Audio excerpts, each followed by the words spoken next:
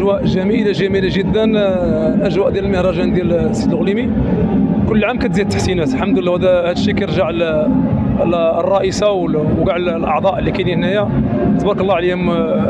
ما حدنا حنا كنشوفوا شي حوايج اللي زوينين، والجمهور ديال السطات راه تبارك الله عليه راه ما حتى واحد ما خابر الجمهور ديال السطات. ملي كنجيو فرحانين وكنعرفوا الجمهور ديال السطات والنواحي اللي كيجيو من النواحي كاع ديال السطات كيجيو فرحانين بالفنان. اي فنان جا هنايا ملي كتجي كيساقوك واحد الاستقبال حار كتعرف راسك بلي الفنان سعيد الغليمي عنده جمهور في اي مدينه حافظين الغنى ديالك وحافظين كل شيء.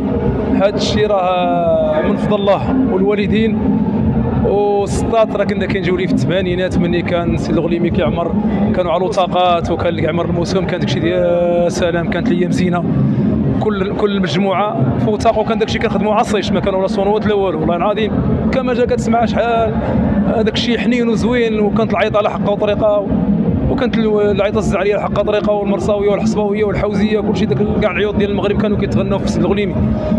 والحمد لله دابا تطور الوقت وكل شيء مزيان الحمد لله، وكنتمنوا مازال يتطور الوقت ان شاء الله مع المهرجانات ديال المغرب يكون داك الشيء في التحسن، وتجي كيرجع لسيدنا الله ينصرو، الله يشافيه، الله يخليه لينا والاسره الملكيه كامله الله يطول عمرها. وما حد عندنا الملك ديالنا اللي هز بينا وكيخلينا نفرحوا وتيخلينا نسعدوا وكيفرح الشعب ديالو. المغرب ديما غادي لقدام، ما عمرو غيتخص، حيت المغاربه الرجاله ديما في الكتاف ديال سيدنا.